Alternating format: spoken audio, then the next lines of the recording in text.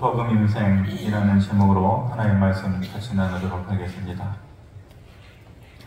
오늘 제목이 복음인생이라는 거 지었는데, 복음인생이라는 말을 들어보신 적이 있으십니까? 있으시다고요? 없다고 해야 제가 할 말이 있는데, 있다고 하니 갑자기 할 말이 없어졌습니다. 사실은 있다고 하시면은 제가 거짓말이다 이렇게 얘기하려고 했거든요. 왜냐하면 정확하게 제가 설교 노트를 이렇게 뒤적거려도 보니까 1년 반 전에 제가 새벽에 이 설교 초안을 써놨었거든요. 제목을 복음인생이다 그렇게 써놓고서 다시 이 설교를 이제 완성을 하면서 준비를 하면서 내가 1년 반에 이 복음인생이라는 말을 처음 내가 했는데, 혹시 1년 반 사이에 누가 혹시라도 한 사람이 있나? 누가 비슷한 걸로 설교한 사람이 있나? 싹 다 뒤져봤습니다. 모든 검색 엔진 다 뒤져보고 딱 한 사람이 있더라고요. 그래서 제가 아차쿠나, 내가 1년 반 사이에 쉬었더니 누가 이 용어를 특허내가지고 먼저 해버렸네. 아쉬운 마음에 그분이 얘기한 거를 들어봤더니 목사님은 아니시고 일반 평신도 선교사신데 말하는 내용이 제가 하는 설교하는 내용하고는 다른 것이더라고요. 그래서 싹 다 뒤져보니까 복음인생이라는 말은 제가 처음 사용합니다. 들어봤다라고 하면은 그 사람 거짓말합니다.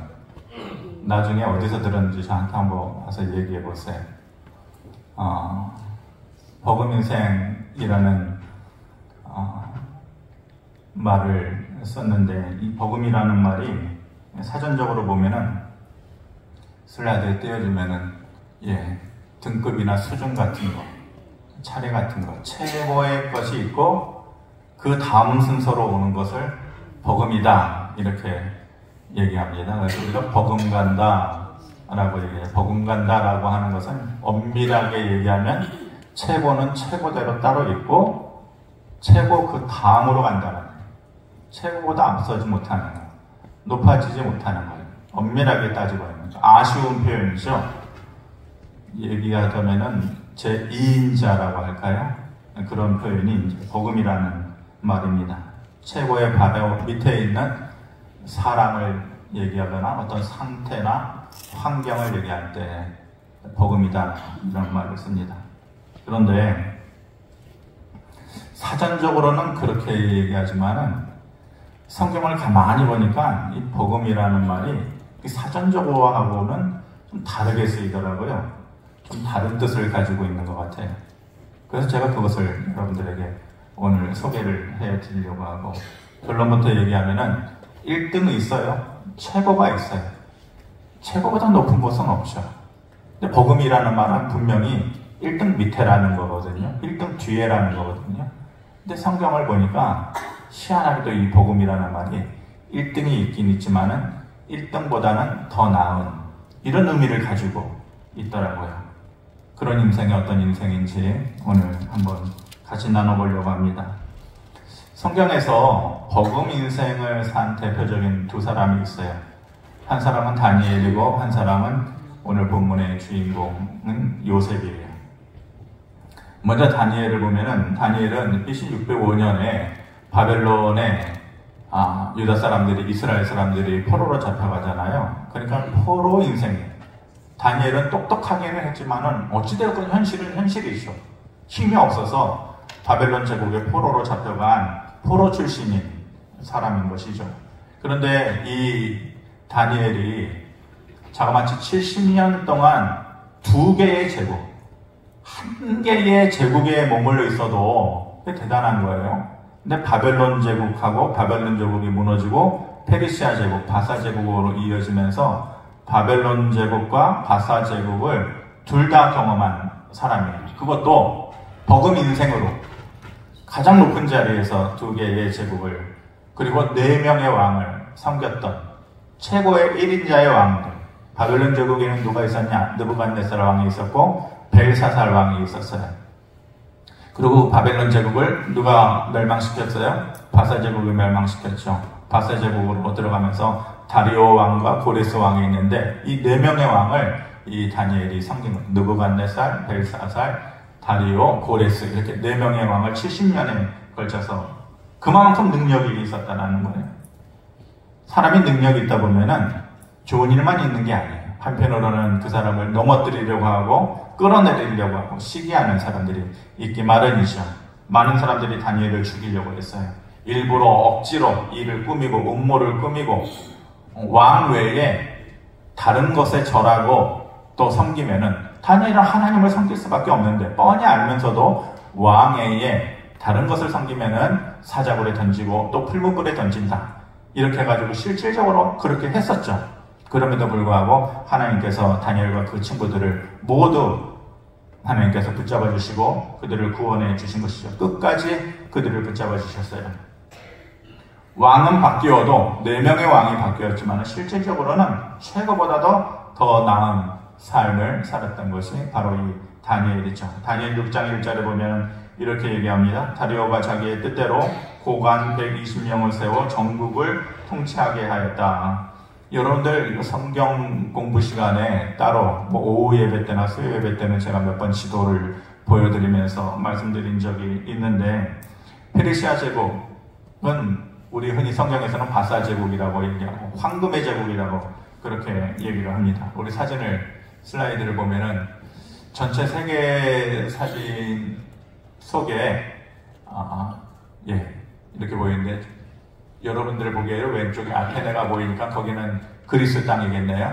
그러면서 중간으로 오면서 연두색으로 보여지는 부분이 이제 지금의 튀르키예 땅, 그리고 밑에 이집트라고 써있고 사우디아라비아도 보이고 쭉 옆에 보이는 그 초록색으로 되어진 땅이 페르시아 제국의 영토였어요. 그런데 얼마나 넓은 영토였냐. 그리스까지 갔으니까 유럽의 일부, 이집트까지 내려갔으니까 아프리카 대륙의 일부, 그리고 중동 지역, 그리고 옆에 인도 위에 중앙아시아 지역. 큰 지금의 페르시아 제국은 원래 이란, 지금의 이란이죠.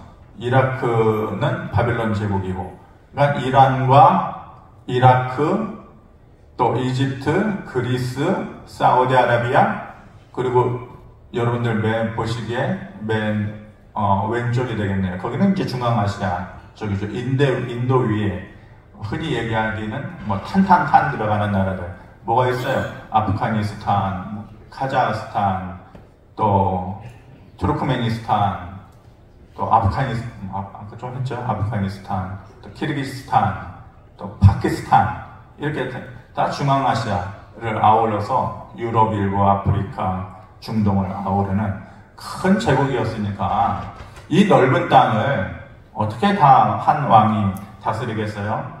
그러니까 몇 명을 통해서 120명을 세워서 전국을 마치 총독처럼 세워가지고 120명의 총독을 세워놓고 제국을 다스리게 했다는 것이죠.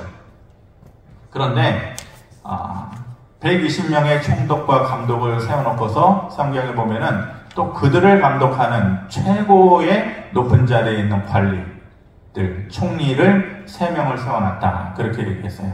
3명의 총리. 그 3명의 총리 중에서도 누가 가장 으뜸이었냐? 바로 다니엘이 으뜸이었다라는 것이죠. 다니엘 6장 3절. 우리 같이 한번 읽어보겠습니다. 시작. 다니엘은 마음이 민첩하여 총리들과 구관들 위에 뛰어남으로 왕이 그를 세워 전국을 다스리게 하고자 하니라. 실질적으로 왕이 있긴 있었지만은 왕보다도 더 실질적인 영향력을 끼쳤던 사람이 바로 이 다니엘이라는 사람이에요. 더 능력이 있었던 삶을 살았던 것이죠.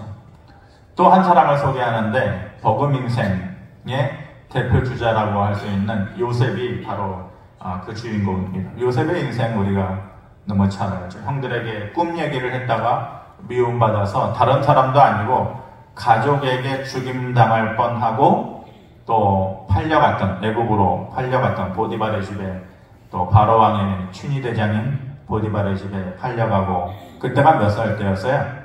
17살 때. 17살이면은 우리나라로 몇 학년이에요? 고1이죠. 고1의 나이에 다른 사람들도 아니고 가족들한테 버림받고 죽임당할 뻔하고 그렇게 가서 종노릇하고 또 열심히 믿어보겠다고 했는데 오히려 음모에 휩싸이게 되고 감옥에 갇히게 되고 그렇게 14년 정도를 어린 나이에 고생을 했는데 하나님께서 처음에 요셉이 꾸었던 그 꿈을 이루어 주시죠.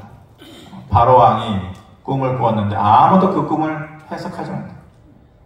밤마다 그 꿈 때문에 번민하고 걱정하고 그런데 그 애굽에 수많은 지식인들도 있고 또 술사들도 있고 많은 똑똑한 사람들이 있는데 아무도 그 꿈을 해석을 하지 못하는 것이죠. 꿈의 내용이 어떤 내용이었냐? 바로왕이 꿈을 꾸는데 7마리의 살찐 암소가 보인다는 거예요.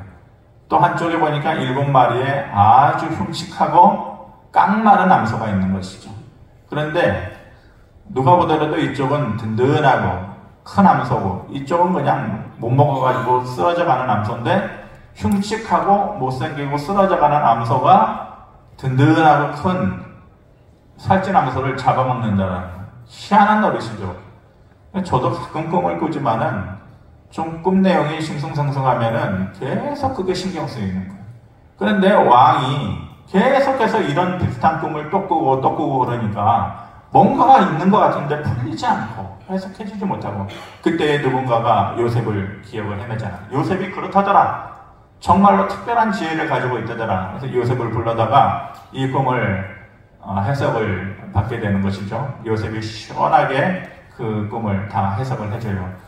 살찐 7마리의 암소라는 것은 앞으로 이 나라에 이집트 땅에 7년 동안의 풍년이 있을 것입니다. 그런데 그 풍년이 지나자마자 깡마르고 흉측하고 못생긴 그런 야윈 7마리의 암소가 있었는데 그것은 바로 7년 동안의 풍년이 끝난 다음에 흉년이 있게 될 것입니다. 깡마른 소가 살찐 암소를 잡아먹었다는 것은 앞에 풍년이 있긴 있지만 뒤에 오는 흉년이 훨씬 더 커서 풍년이 있었나 없었나 기억도 못할 정도로 어려운 시기가 올 것입니다. 나라가 망할 것입니다. 그러니 풍년이 있을 때에 어느 정도의 비축을 해놓고 준비를 해놓지 않으면 이 나라가 망하게 될 것입니다. 라고 아주 깔끔하게 정리를 하고 그 꿈을 해석을 해주죠. 바로왕이 그 얘기를 듣고서 감동을 받아요. 그리고 명령을 하게 되는 것이죠. 그래서 요셉을 그 나이에 30살이 되었을 때거든요. 요셉이 17살 때 형들에게 팔려가고 그리고 13년 동안 고생하고 30살이 되었을 때에 그 큰 이집트 땅의 총리로 세워주게 되는 것이죠. 42절에 보면 왕이 얼마나 감동했으면 이렇게 얘기해요. 자기의 임장 반지를 빼어 요셉의 손에 끼우고 그에게 세마포 옷을 입히고 금사슬을 목에 걸고 3개를 해주죠. 임장 반지, 세마포 옷, 금사슬. 이게 다 뭐냐면은 왕권을 얘기하는 거. 왕권. 임장 반지도 그렇고 세마포 옷도 그렇고 또 금사슬도 그렇고 왕권을 내게 다 준다 이거예요. 내가 왕이기는 하지만은 나 외에 너를 앞서는 자가 없을 것이다. 그러니까 왕이 1인자고 그 다음이 바로 너다 이 말이에요. 그러면서 오늘 본문의 제목으로도 쓰이는 43절 말씀을 우리에게 주시는 거죠. 같이 한번 읽어보겠습니다. 43절 시작. 자기에게 있는 버금술에 그를 태우네 바로가 그에게 애굽 전국을 총리로 다스리게 하였더라. 버금술에 그를 태웠다. 그리고 소리 지르기를 모두 다 요셉 앞에 엎드려라. 그 수많은 사람들이 그 어린 요셉 앞에 다 엎드리게 되어지는 것이죠. 뭐를 타고? 버금수레를 타고. 버금수레라고 하는 것은 왕이 큰 전차나 수레를 타고 가요. 제일 먼저 가요. 그러면 바로 그 뒤에 따라가는, 그러니까 누가 보더라도 왕이 1인자고 누가 보더라도 저 사람이 2인자다라는 걸 느끼게 해줄 정도로 왕의 뒤에 바로 수행하는 이인자로서 이제 왕의 뒤를 따라가는 수레, 그것이 바로 버금 수레인 것이죠. 그러면서 이 어린 나이에 팔려갔던 요셉의 인생이 완전히 달라지는 것이죠. 버금 인생이 되는 것이. 다니엘의 경우하고 요셉의 경우를 말씀드렸는데 두 사람 다 공통점이 있어요. 어떤 공통점이 있을까요? 물론 버금 인생을 살았다는 것도 공통점이기는 한데 그 전에 둘 다 어떤 신세였느냐? 팔려간 신세. 팔려간 신세. 노예되고 종된 신세. 바닥 인생이잖아요. 근데 바닥 인생인데 최고의 자리까지 올라간 왕이 있기는 있지만은 그 왕보다 더 나은 인생, 삶을 살았던 버금 인생을 살았던 사람들이 바로 이 두 사람인데 그들이 그런 인생을 살 수 있었던 비결, 비법이라는 게 있어요. 그 두 사람의 말에 있어요. 그 두 사람이 했던 말에 그들이 그렇게 살 수 있었던 비결이 있어요. 다니엘 2장에 나와 있고 창세기 41장에 나와 있는데 제가 다니엘 말씀을 읽고 여러분들이 창세기 말씀을 읽어주시기 바랍니다. 오직 은밀한 것을 나타내시는 이는 하늘에 계신 하나님이시라. 내게 이 은밀한 것을 나타내심은 내 지혜가 모든 사람보다 낫기 때문이 아니라 오직 그 해석을 왕에게 알려서 왕의 마음으로 생각하던 것을 왕에게 알려주려 하심이니이다. 창세기 말씀 읽어주세요. 시작.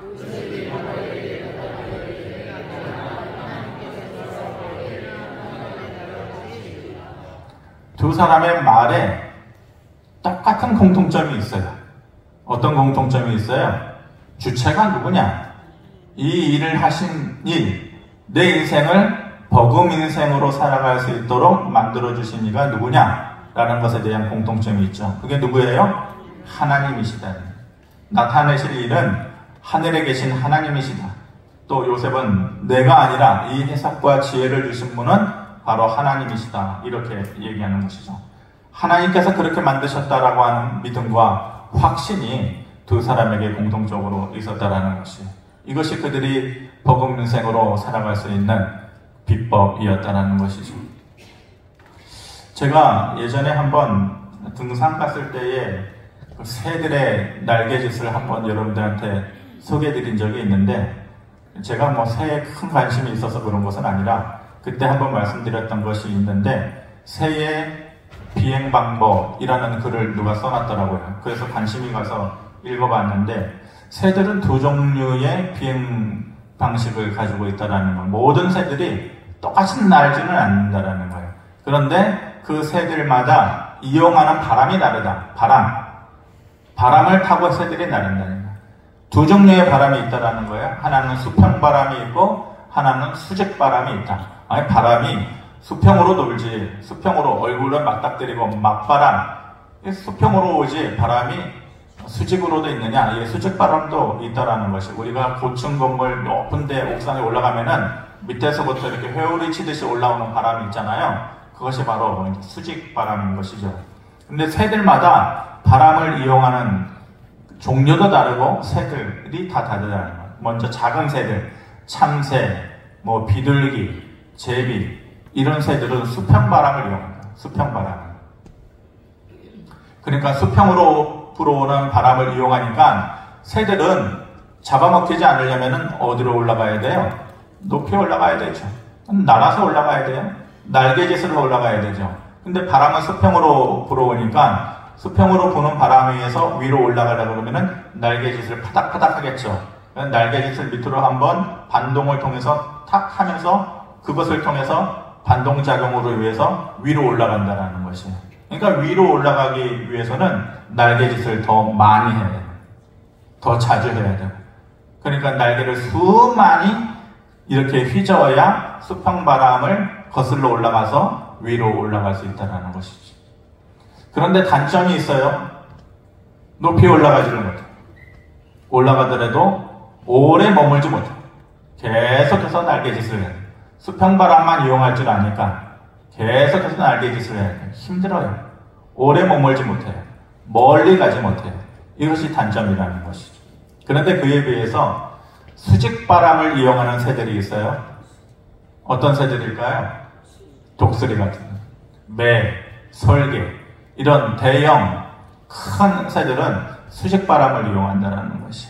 수직바람은 어떤 바람이냐면은 지면에 열이 발생을 하잖아요. 태양이 지면을 이렇게 데워가지고 열을 발생하면은 그 열에 의해서 바람이 생겨나는데 가끔씩 그 바람이 해오리 치듯이 수평으로가 아니라 위로 올라가는 바람이 수직바람인데 바로 이 독수리와 매와 설개 같은 새들은 이 수직바람을 이용한다.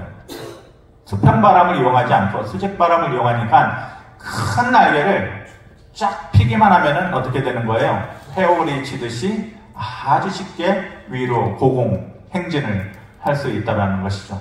장점이 있어요. 날개짓 몇 번 하지 않아도 높이 올라갈 수 있어요. 멀리 갈 수 있어요. 그리고 오래 머물 수 있다는 것이죠. 다니엘과 요셉의 인생을 보면은 마치 이 새들과 같구나 라는 생각을, 수직바람을 이용하는 새들과 같다. 수많은 사람들이 인생 살면서 얼마나 파닥파닥거리면서 사느냐. 마치 백조처럼 겉으로는 우아한 것 같지만 백조가 물 밑으로 발을 얼마나 많이 움직입니까? 마치 그런 인생을 사는 것과 같다. 모든 인생들이 대부분은 수평바람을 이용하는 참새와 비둘기처럼 살아간다는 것이죠. 그런데 다니엘과 요셉은 그렇지 않았습니다. 하나님의 능력을 의지했어요.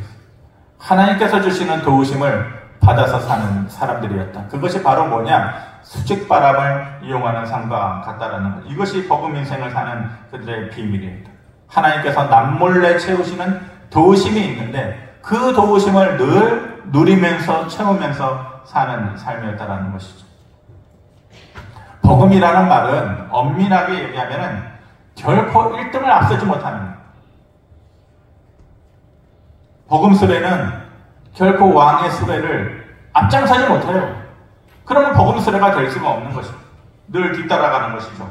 그런데 다니엘과 요셉을 보면은 1인자가 있지만, 최고가 있지만, 왕이 있지만은 그들보다도 더 나은 삶을 실질적으로 느부갓네살보다, 벨사살보다, 다리오보다, 고레스 왕보다 더 나았던 삶을 사는 거죠.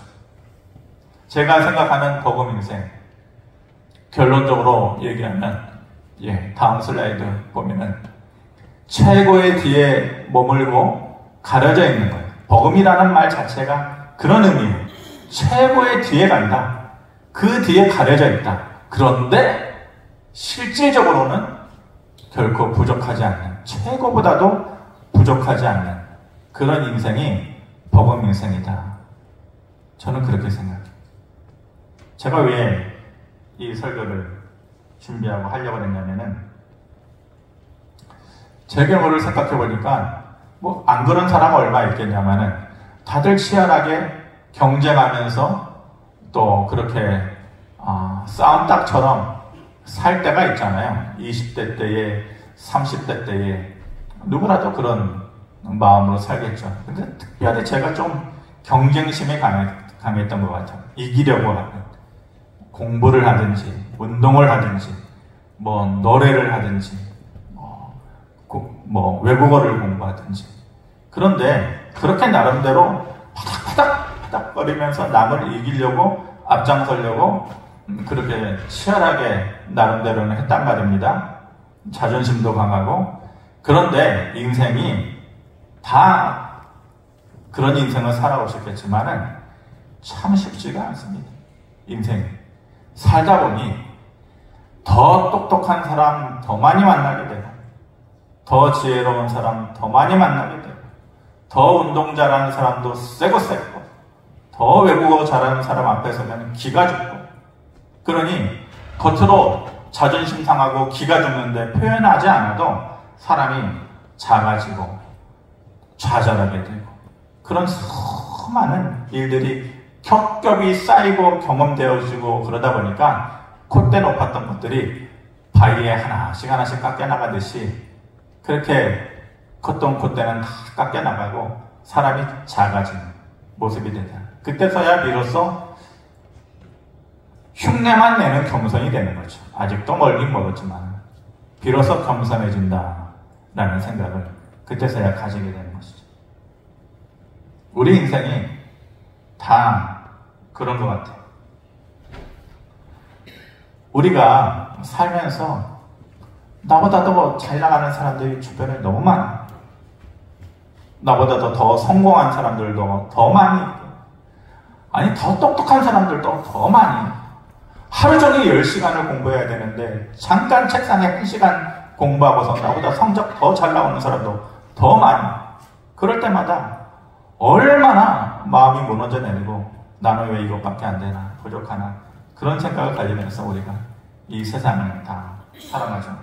그런데 그들 가운데 살고 있는데, 그렇게 늘 나보다 앞서 있는 사람들이 더 많은 인생을 살아가면서 좌절하고 넘어지고 그러는데, 내 앞에 최고가 있고 내 앞에 1인자가 있어서 나는 항상 그늘에 가려져 있어 뒤따라갈 수밖에 없는 그런 인생인데, 복음의 자리에 있는데, 그런데 그럼에도 불구하고 희한하게 부족하지 않은 다니엘과 요셉과 같이 분명히 왕이 있는데, 바로 왕도 있고 느부갓네살과 벨사살과 다리오와 고레스가 있는데 그들이 결코 위에 올라갈 수 없고 앞장설 수가 없어요. 마치 우리 인생이 늘 우리보다도 더한 것에 막혀있는 것처럼.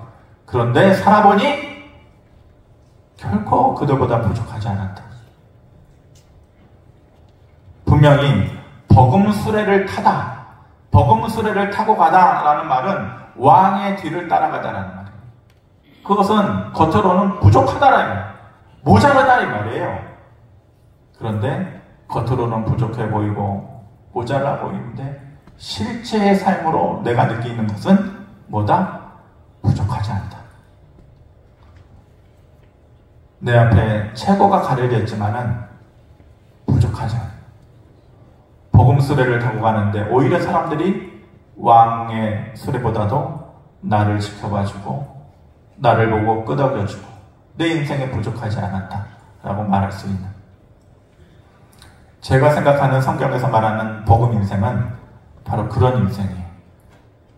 겉으로는 모자라 보이지만은 실질로는 부족함이 없었다라고 말할 수 있는 그런 인생. 저는 우리 모두가 최고가 될 수 없잖아요. 그 안에서 겪는 상처와 아픔, 좌절이 늘 있잖아요. 그럼에도 부족하지 않았다라고 말할 수 있는, 뒤에서 늘 우리를 받쳐주는 하나님의 수직바람이 있는 것처럼 그 힘을 힘입어서 살아갈 수 있는 저와 여러분, 그런 모습이 되기를 바랍니다. 마지막으로 고린도후서 6장 10절에 그래서 이런 말씀을 해주는 것 같습니다.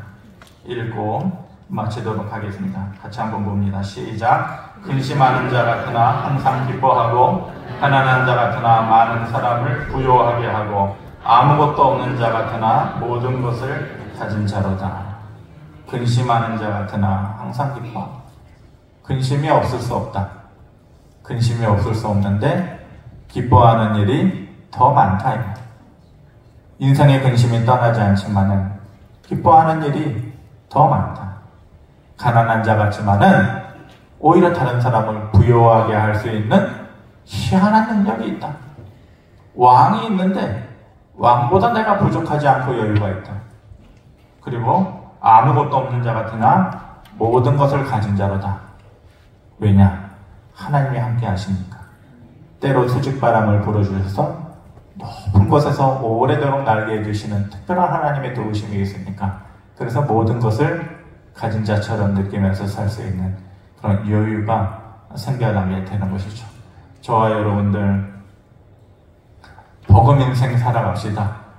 우리보다도 앞선 자는 늘 있지만 그것 때문에 좌절하지 않고 오히려 넉넉함과 부족함이 없었다라고 말할 수 있는 하나님께서 주신 특별한 은혜가 여러분들에게 있게 되어지기를 주님의 이름으로 축원합니다. 고마우신 아버지 하나님, 늘 우리의 환경은 우리를 억누를 수 있는 최고의 것을 가려져 있는 뒤따를 수밖에 없는 인생이지만, 그래도 하나님께서 함께 하심으로 인하여서 복음 인생 되었을 때에 오히려 최고보다도 부족하지 않았다라고 말할 수 있는 그런 삶이기를 바랍니다. 오직 하나님이 우리를 그렇게 만들어 주실 수 있음을 믿고 그 믿음으로 늘 승리하는 우리가 될 수 있도록 은혜를 더하여 주시옵소서. 예수 그리스도 이름으로 기도하옵나이다. 아멘.